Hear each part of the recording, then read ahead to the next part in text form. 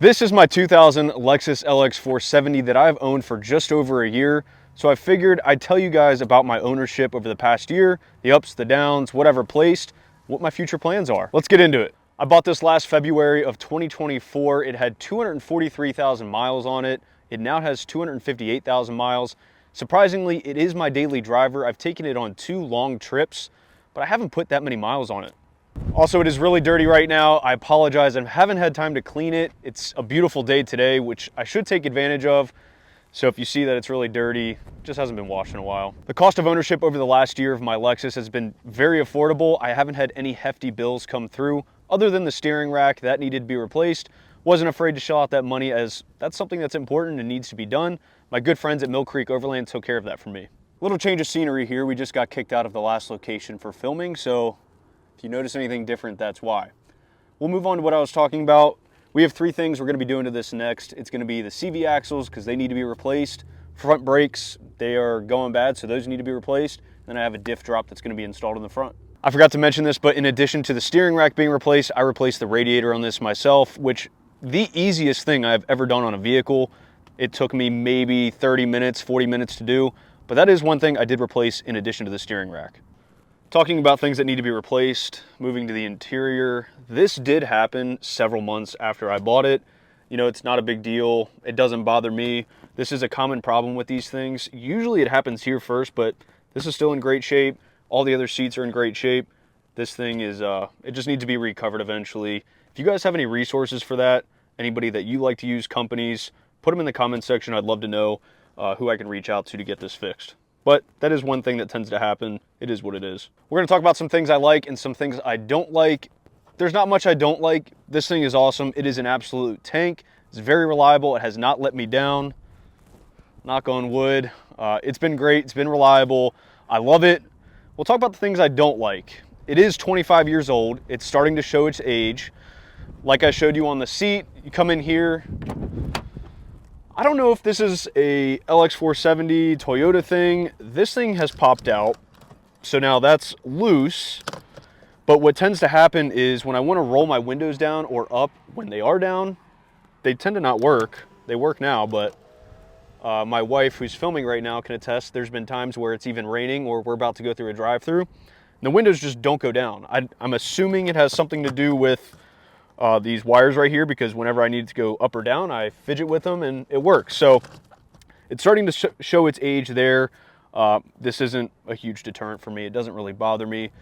Some of these controls have started to intermittently work, especially the lumbar here.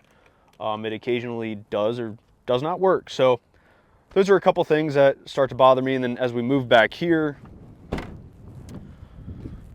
there is a few spots of rust starting up here around the tailgate area, which is something I've known to be an issue in all the research I've done before I bought this and while I've owned it. Rust around these areas is common, and up in here, and I believe around this tailgate area, there's some rust starting, but it's honestly, for a 25-year-old vehicle in beautiful shape, these things are not gonna deter me from driving it every day. I am absolutely not worried about it. The main thing I don't like about it, and this is a Lexus Toyota thing, is everything is so damn expensive. Moving from the Jeep world, I still own my Jeep, but the Jeep side of the world, parts and accessories are pretty damn affordable when you're comparing them to Toyota and Lexus parts. Minimum, everything is $1,000 or more. Bumpers, $1,000. Front bumper, $1,000. Rear bumper, $1,000. Lift kit, $1,000 plus. Roof rack, $1,000 plus. It's amazing how expensive these things are. And honestly, comparing the Jeep and Toyota side, I feel like it's not comparable. There are so many more suppliers and manufacturers for the Jeep side than there are the Land Cruiser and Toyota and Lexus side. But it is what it is. I really want to make my own bumpers for this, so maybe that's something in the future that you guys will see, and we'll get into more of the future plans for this, but I guess that's one thing I don't like as well. Now we're going to talk about what I have done to it since I purchased this. It's not anything crazy. If you knew what it looked like prior, you can go look at some of the past videos and you know how I bought it and what it looked like. Up at the front, nothing much has changed. I have talked about getting a bumper several times, but Facebook Marketplace, it's hard to find bumpers, aftermarket bumpers for these things, and I'm not ready to shell out the money for a brand new one. I did, as of yesterday, have fog lights in this, KC fog lights. I just took them out. I'm in the process of making some brackets and putting some new fog lights in, so that's why that's empty right now. Moving up to the top, you'll see clearly there is a lot more added up there than when I first bought it. When I first bought it, it had the standard LX470 roof rack. It was just the factory luggage rack, whatever you want to call it. But we have installed a Sherpa Oxford roof rack. This thing is badass. I love it. Fully aluminum. We have a KC Gravity Pro 6 up there attached to it. And then on top, we have a Wildfinder hardshell rooftop tent. This combination has been amazing. I love it. I was skeptical about the KC round lights. To me, this is such a Jeep thing, and to picture it on anything else other than a Jeep was hard, but I really, really like the retro look of it. I think it brings some character into this build, and it looks really good. Another thing that I've added to this is the wheel and tire setup. Obviously, it is no longer stock. I actually really like the stock setup, the stock LX470 wheels. It's a good classic look. These are the Nomad 505 Touring in the OE Silver colorway. I went back and forth on black, white, bronze wheels, and the silver just stuck out to me. I loved the way this looked when it had the factory silver wheels, so I knew I had to go with this silver wheel. This is just a really beautiful wheel. I think it really sets the look of this off and fits the build. Tires are a Milestar Patagonia AT Pro. I didn't want to go with a mud terrain tire. I don't think it fits this. This is also my daily driver. I don't need some loud mud terrain tire. This all-terrain is just over a little bit more of a aggressive all-terrain tire. It's not over the top, but it's still something I can daily drive and get a lot of miles out of. It is a 315/70 R17. The wheels are a 17 by 8.5. So this is almost equivalent to a 35-inch tire, just under. We did actually have to trim a little bit in the front. Wasn't anything too major.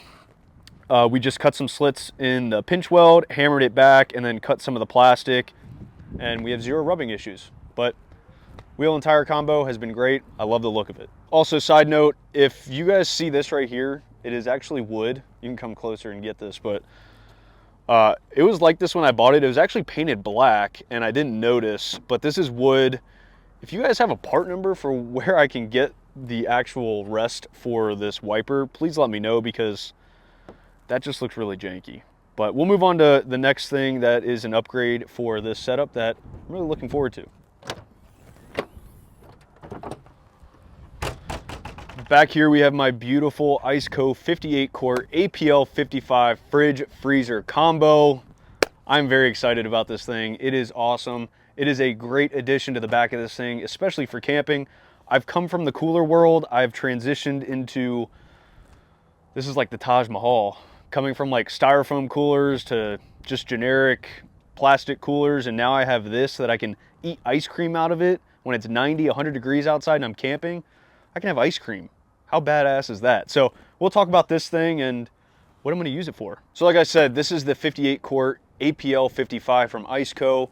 It has a cooling range of -4 to 68. That is insane. So you can really freeze some stuff if you want to. You have the option of DC and AC power. So if you want to plug it into your portable battery like I have, you can do that. Or when I'm driving, I can plug it into my outlet right here in the side of my Lexus. One thing I love about it is I can control everything from an app on my phone. My cooler that was filled with ice is just, it is what it is. I have no control over what's going on with that thing, but I can monitor what this thing is doing all by an app on my phone. Pretty cool. This is hard to find, but a warranty. The compressor on this has a 5-year warranty, so if it ever fails, you're gonna be able to talk to them and get that thing fixed without any issues. Up here, we have an LCD screen, so you can control everything from this if you're not gonna use your app. This thing locks really well. I like cool latches like this. It's kind of nerdy of me, but you can open this thing up. You've got a light inside, and it's got a soft close. It's not gonna slam down and crush your fingers. It's gonna hit the tailgate, so I can't open it up all the way, but you can look inside. You have your fridge freezer combo. These baskets come out, and then this divider also comes out if you just want to use it as one giant one. And then, like I said, you can put ice cream in this thing and eat it when it's 90 degrees, and be plenty fine. Now, if you guys are interested in something like this, you can go to icecofreezer.com, and at checkout, you can use my code BDG, and you can save yourself 12%. It's a great company to work with. I love it. I'm ready to use and abuse this thing. Put some ice cream in it, put some cold food in it, mainly cold beer, because those are the only cold snacks we care about. Talking about future plans for this thing, there's not much I want to change other than maybe a rear bumper and a front bumper. I do want a spare tire on this. Coming from the Jeep world, having a full-size spare is something I find important. I could probably throw it under there, but I think it's too pretty of a wheel and tire combination not to have it showing off on the back of the Lexus. But front and rear bumpers, it will need new shocks eventually, so I'll probably upgrade those, which I have been looking at ADS. If anyone has ADS shocks on their Land Cruiser or LX470, let me know how you like them. They're a brand that I've been looking at getting for this. But other than that, there's not much I want to change. I'm very happy with how it rides, how it handles, and you know, the gas mileage is one thing, but it's miles per gallon, not miles per gallon. I try to tell everyone that. You only got one life. Why drive a boring vehicle? Don't let the gas mileage hold you back. But yeah, I hope you guys enjoyed. This is my 1-year review on my 2000 Lexus LX470. Hope you guys enjoyed. If you have any questions, put them in the comments down below, and happy to answer them. See you guys.